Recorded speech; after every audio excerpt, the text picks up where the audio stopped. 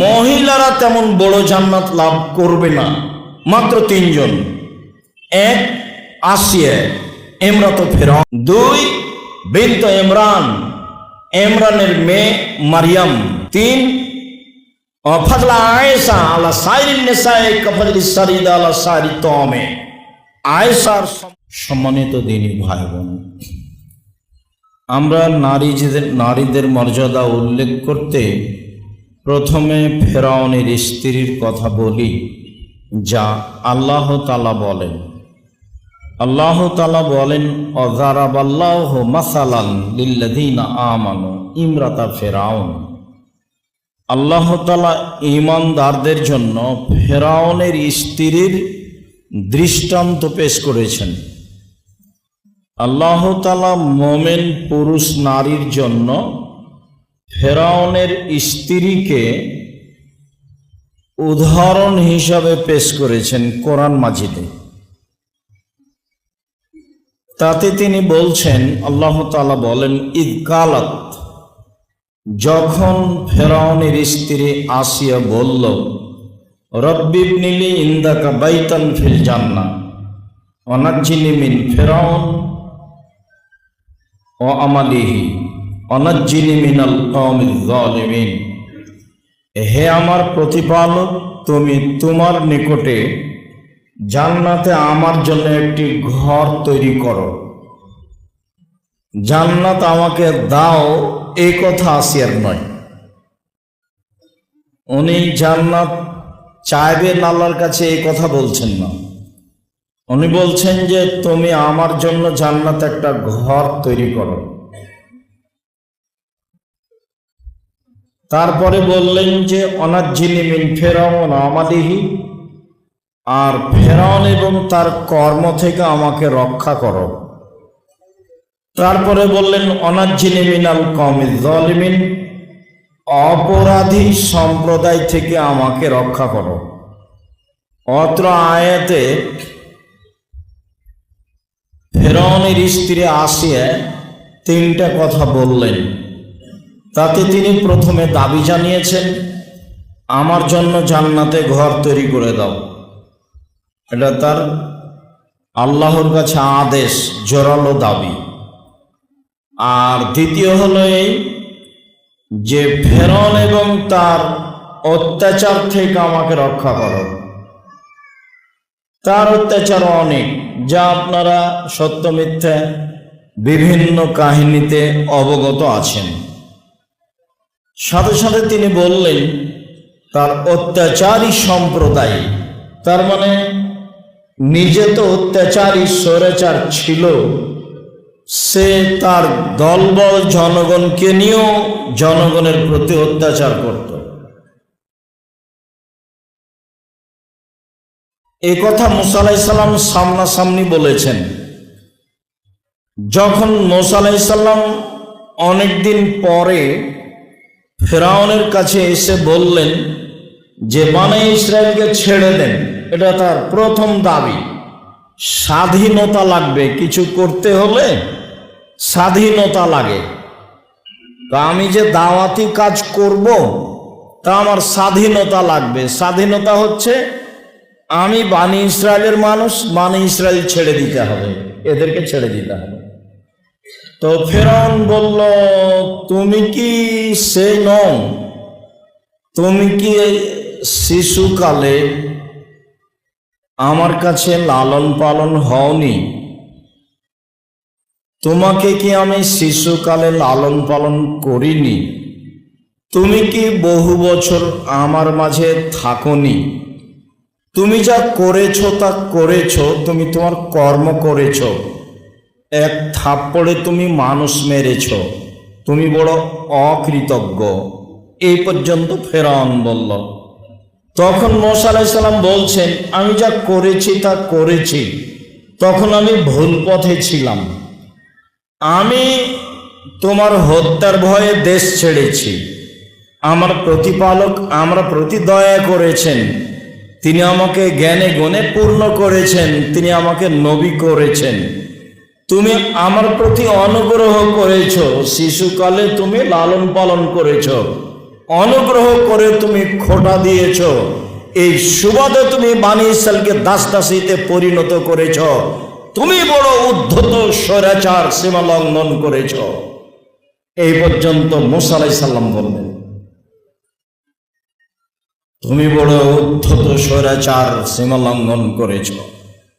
আল্লাহ বহু জায়গাতে তার এই কথা বলেছেন। ইবনাতা ইমরান, ইমরানের মেয়ে মারিয়াম, আহসানাত ফারজাহা আল্লাতী আহসানাত ফারজাহা ফানাফাখনা ফীহি মিন রূহিনা। মারিয়াম অশ্লীল কাজে লিপ্ত হয়নি, সে নিজের লজ্জাস্থানকে হেফাজতে রেখেছে। জনগণ যা বলেছে তা ভুল বলেছে, আমি নিজে থেকে তার জরায়ুতে আত্মা ফুঁকে দিয়েছি, তার কারণেই তার সন্তান জন্ম নিয়েছে।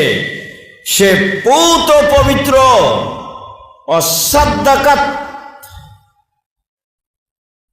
সে আল্লাহকে বিশ্বাস করেছে, তার কেতাবাদিকে বিশ্বাস করেছে। ওয়াকানাত মিনাল কানিতিন, সে ছিল অনুগতদের একজন। পৃথিবীতে যারা ভালো মানুষ, সর্বোচ্চ ভালো, তার অন্তর্ভুক্ত মারিয়াম। আবু মুসা আশআরী রাদিয়াল্লাহু তাআলা আনহু বলেন, রাসূল সাল্লাল্লাহু আলাইহি সাল্লাম একদা বললেন, কামলা মিনার রিজালি কাসীর ওয়ালাম আকমাল মিনান নিসা ইল্লা সালাসা। বহু মানুষ বড় বড় জান্নাত লাভ করেছে, করবে, তবে মহিলারা তেমন বড় জান্নাত লাভ করবে না, মাত্র তিনজন। এক, আসিয়া ইমরাত ফিরআউন, ফিরআউনের স্ত্রী আসিয়া। দুই, বিনত ইমরান, ইমরানের মেয়ে মারিয়াম। তিন, ফাজলা আয়েশা আলা সাইরিন নিসায়ে কাফাজলি সারিদ আলা সারি তমে। আয়েশার সম্মান পৃথিবীর সকল মহিলার উপরে সারিদ খাদ্যের যেমন মর্যাদা, সকল খাদ্যের উপরে। গোস্তের ঝোলে রুটি ভিজালে তাকে সারিদ বলা হয়। এইটা যেমন আরবিদের কাছে সবচেয়ে পছন্দনীয় খাদ্য, তেমনিভাবে সারা পৃথিবীতে সবচেয়ে সম্মানী মহিলা আয়েশা। এই কথা রাসূল সাল্লাল্লাহু আলাইহি সাল্লাম বলেন। আনাস রাদিয়াল্লাহু তাআলা আনহু বলেন, আল্লাহর নবী বলেছেন, হাসবুকা মিন নিসাইল আলামিন। আনাস, মনে রেখো, তোমাদের জন্য সারা পৃথিবীর মহিলাদের মাঝে সবচেয়ে দামি সম্মানী চারজন মহিলাই যথেষ্ট। সবচেয়ে সম্মানী দামি চারজন মহিলা, তারাই যথেষ্ট। এক,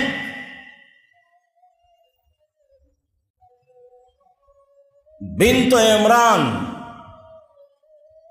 ইমরানের মেয়ে মারিয়াম। দুই, বিনত খুয়াইলিদ, খাদিজা, খুয়াইলিদের মেয়ে খাদিজা। তিন, বিনত মোহাম্মদ, ফাতেমা, ফাতেমা মোহাম্মদের মেয়ে। চার,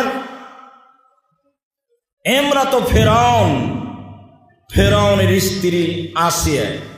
এই চারজন মহিলা পৃথিবীতে সবচেয়ে সম্মানী। এক, মারিয়াম। দুই, আসিয়া। তিন, খাদিজা। চার, ফাতেমা। অত্র হাদিসে আয়েশা রাদিয়াল্লাহু তাআলা আনহার কথা উল্লেখ হয়নি। এবার আমরা খাদিজা ও আয়েশাকে নিয়ে কথা বলি। আবু হুরায়রা রাদিয়াল্লাহু তাআলা আনহু বলেন, যা জিবরাইল ইলান নবী সাল্লাল্লাহু আলাইহি সাল্লাম, জিবরাইল আল্লাহর নবীর কাছে আসলেন। জিবরাইল এসে বলছেন, জাত খাদিজাত, হাজি খাদিজাত জাত, এই যে খাদিজা আসছে, মাহা এনাউন, তার কাছে একটা পাত্র আছে, ফিয়ে এদামুন তম, তাতে আছে তরকারি, তাতে আছে খাদ্য, তাতে আছে তরকারি, তাতে আছে খাদ্য। ফাইজা আতাত ফাকরা আলাইহা সালাম মিন রাব্বিহা মিন্নি, আমি জিবরাইল বলছি, মুহাম্মদ সাল্লাল্লাহু আলাইহি সাল্লাম শোনেন, আপনার নিকটে খাদিজা পৌঁছে গেলে আপনি বলবেন, খাদিজা তোমার প্রতিপালক আল্লাহ তোমাকে সালাম দিয়েছে। আর আমি জিবরাইল আমার পক্ষ থেকেও খাদিজাকে সালাম রইল, এটা বলে দিবেন। অবাশ্যরা বিবাইতিন ফিল জান্নাহ, আর একটা জান্নাতে ঘরের কথা বলে দিবেন, মিন কাসাবিন, হীরা মুক্তা মাণিক্য দ্বারা তৈরি, লা সাখাবা ফিহে ওয়ালা কাসা, সেখানে নাই কোনো হইচই, নাই কোনো কষ্ট ক্লান্তি, একটা ঘরের কথা বলে দিবেন। কোরআন মাজিদের আয়াতে বোঝা গেল যে আসিয়া আল্লাহকে বলছেন যে আমার জন্য ঘর তৈরি করেন, আর এখানে জিবরাইল আমাদের নবীকে বলছেন যে ওই যে খাদিজা আসছে, আসলে বলবেন আল্লাহ তোমাকে সালাম দিয়েছে, আসলে বলবেন জিবরাইল তোমাকে সালাম দিয়েছেন, আসলে বলবেন খাদিজা জিবরাইল বলল আল্লাহ তোমার জন্য একটা ঘর নির্মাণ করেছেন হীরা মুক্তা মাণিক্য দিয়ে, তাতে কোনো হইচই হই হুল্লোড় নেই, তাতে কোনো কষ্ট ক্লান্তি নেই, এই কথা বলে দিবেন। হাদিস বুখারী মুসলিম। তাহলে তো মান সম্মানে খাদিজাই সবচেয়ে আগে চলে গেলেন। হাদিসের গতিতে বিভিন্ন সময়ে বিভিন্নভাবে বলা হয়েছে, তবে সব মিলে যা বোঝা যায় তাতে খাদিজা রাদিয়াল্লাহু তাআলা আনহার মান সম্মান অনেক বেশি, এটাই বোঝা যায়। এক সময়ে স্মরণ থাকলে কথা প্রসঙ্গে আবারও খাদিজার কথা বলবো ইনশাআল্লাহ।